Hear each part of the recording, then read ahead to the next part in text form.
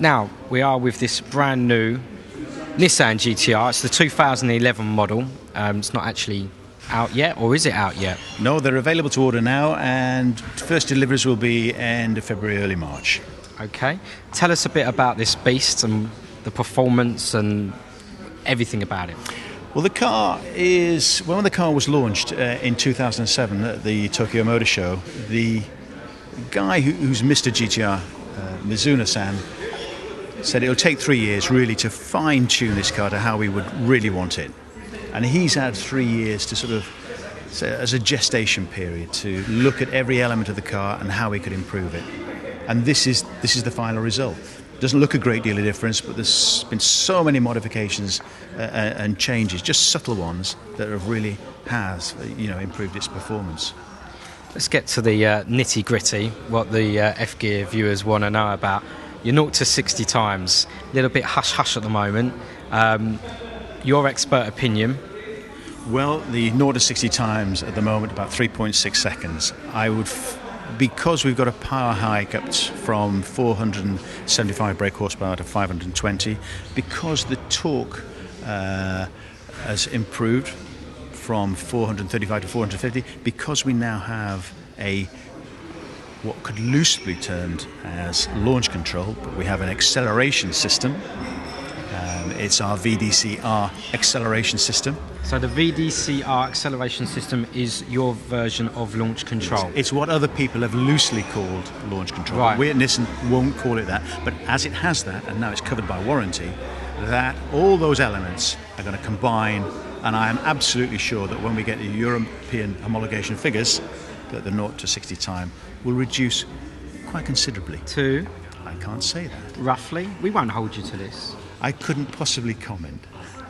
Off camera, you said 3.0 seconds, did you not? I said if you'd seen it on the web, you might have seen something like that, right. But that isn't official. No, not official. Okay, well that's awfully quick. 3.0 seconds. That's ridiculously I didn't fast. say that. No, I said that. I said that, but that is ridiculously fast. Now, my ears went back to the launch control under warranty. Absolutely, yes, now, it is. There's a couple of new Italian cars out there that have got a launch control which they can press as many times as they like, and they're going to be covered, which is brilliant. It's for the consumers of the future. They can race at the traffic lights down the high street and as many times as they like. Explain the launch control, or Nissan's version of the launch control to us. What we're saying, the way it works is that you set the VDC system, or to other people, electronic stability control, whichever way you want to call it. We call it VDC. You set that to race, and then if you press the foot on the foot brake, floor the throttle, it'll rev till no more than 4,000 RPM, and within 3 seconds, release everything immediately, and that will give you instant acceleration. Now you can only do that 4 times in a row. Okay, after 4 times in a row, the system will start to overheat anyway, right. And so the transmission light will come on, and it'll prevent you from doing it until the system has actually cooled down, and then you can do it again. Now, you can only do even that as long as the vehicle is up to normal running temperatures. Yeah. But also, if it's actually too hot, then it will not allow you to do it if the temperatures in the transmission get to a certain You won't get that in this country, being too hot though, really. Well, we had a very, very hot summer. You know, very true. I'm not going to surmise on what the temperature is going to be like. And the price of this monster, what are we talking? £69,950, but that includes 20% VAT. Okay, so already planning for next year. Yeah, well, excellent. What are you looking to actually compete against in this price market? What's your competitors here? Well, I think it's fairly obvious that the car that we're up against all the time, it's always going to be Porsche. Okay. In terms of performance. Yeah. But, the advantage that we have, we're up against a very, very, very good car indeed. Yeah. But the advantage we have, of course, is going to be price. Because this car, if we were pitching against the Porsche, it would be the 911 Turbo S. Okay. Which is around about £125,000 motor car. Right, and to be fair, there's not going to be a lot quicker than this, even for double, treble the money anyway, to be fair. I very much doubt it. I very much doubt it. Yeah, in terms of performance per pound, think this is actually Yeah. miles ahead of anybody. Yeah. And it's a beautiful car inside. There's a lot going on. It's Absolutely. Well, I mean, we have this multifunction display in there, which is really all about Japanese car culture. Tell us about that.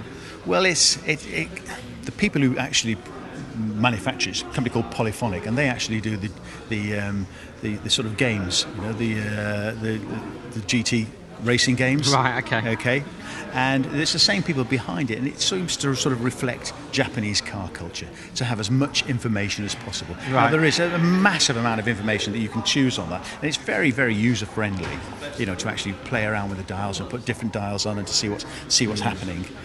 Whether anyone wants to use it all, different thing, but the fact that it's there and it's good fun. So you can watch the turbo boost gauge and absolutely. All that sounds like you fun. can even look at how the transmission changes, or how the power drifts from the front to the rear, depending on what's actually happening, how you're accelerating, where you're cornering.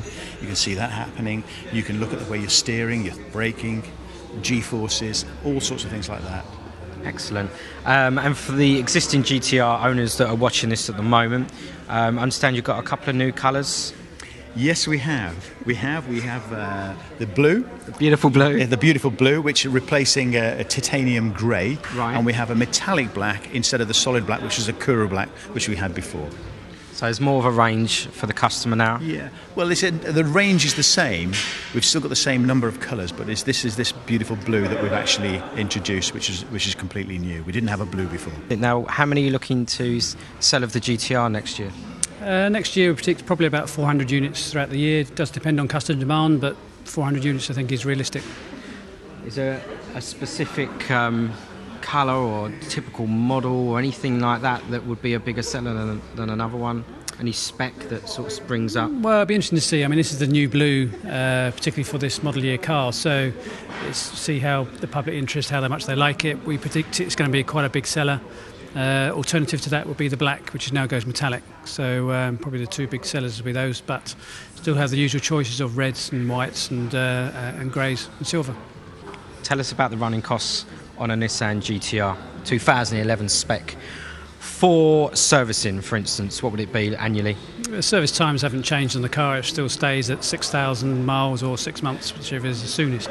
Thing to bear in mind in this car, it is very much a supercar, and it comes with the service schedules that it needs to maintain that high performance of a car. So servicing it every 6 months? 6 months or 6,000 miles. Okay, yes. And tell us about the complex gearbox that's in there. It's known as the GR6 gearbox, so it's a 6-speed sequential gearbox, twin clutch system. The clutches are a multi-plate clutch system, which generally should last.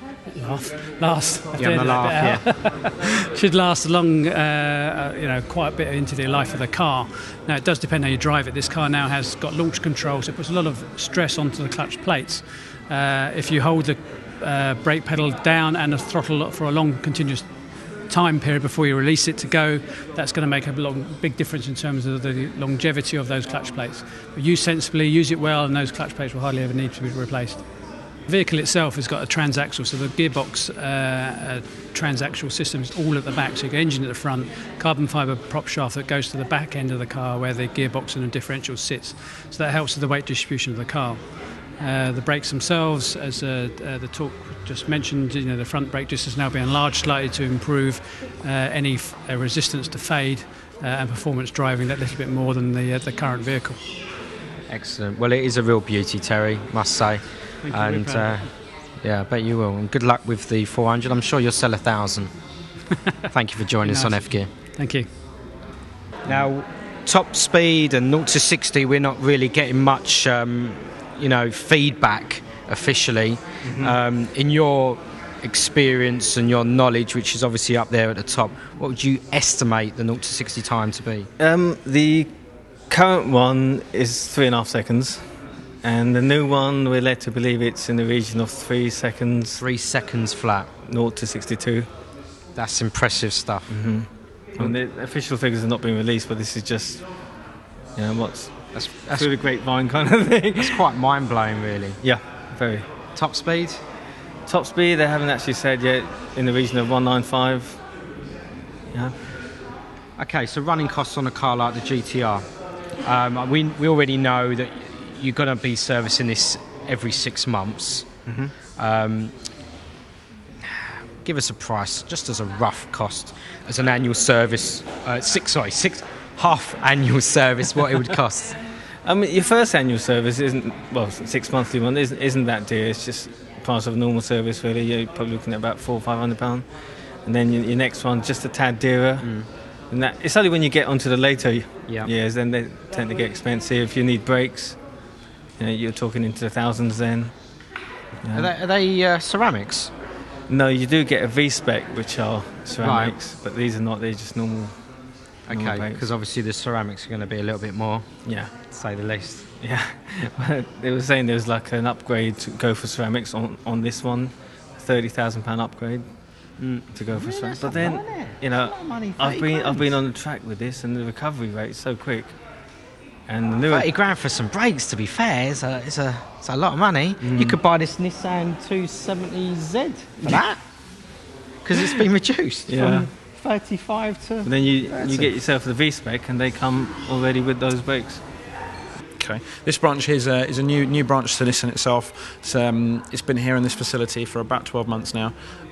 Previously, it was one of the oldest branches in Nissan's history, situated in another part of Slough. We've just recently taken this over, refurbished the site, and it also now has a high performance centre status, which means effectively we can stock and hold every model in the range and display all of those vehicles at the same time, from micra through to four-wheel drive to sports car, all the way up to commercial vehicles. So as far as offerings, we can pretty much offer you any vehicle for any need. And G, as a salesman here, what's your biggest seller? The GTR is new to us, like Abby's just said. It's pretty new to us, but biggest sellers is things like the 370Zs and the Qashqais. Yeah. What do you prefer out of the two? 370Z, just for the sake of it. Just for the sake of it. Nothing to do with the speed, power, or looks, no? Nothing at all. Nothing at all to do with anything like that. It's more of an everyday car. It's more of an everyday driver. It's affordable for everybody. So it gives you sort of a good balance of everything, really. How long have you had the GTR in for? This particular model here has been in just for the evening, although we've had the car on display since the beginning of the year, around about February, when we were awarded the high performance status. So we've had various different models of GTR in the showroom. Okay, so when you say you've been awarded the status, you've gone up against other Nissan branches? Yeah, we're one of the only dealers to have two high performance centres in a group. I think now you'll find there is about 19 or 20 of them now in the UK only, across 182 dealers. I heard a rumour there was some issues with the gearbox on the old GTR. Without wanting to upset you or anything like that. How has that been improved now? Well, they've done little tweaks and stuff on the gearbox. They made them a little bit stronger. Other than that, we haven't been told much. Did it make your life hell down in the old technician's yards, fixing those gearboxes? Because these gearboxes are all built in a dust-free environment. We can't actually dismantle them anyway. Oh, okay. So, worst case scenario, we'll actually just replace the whole unit.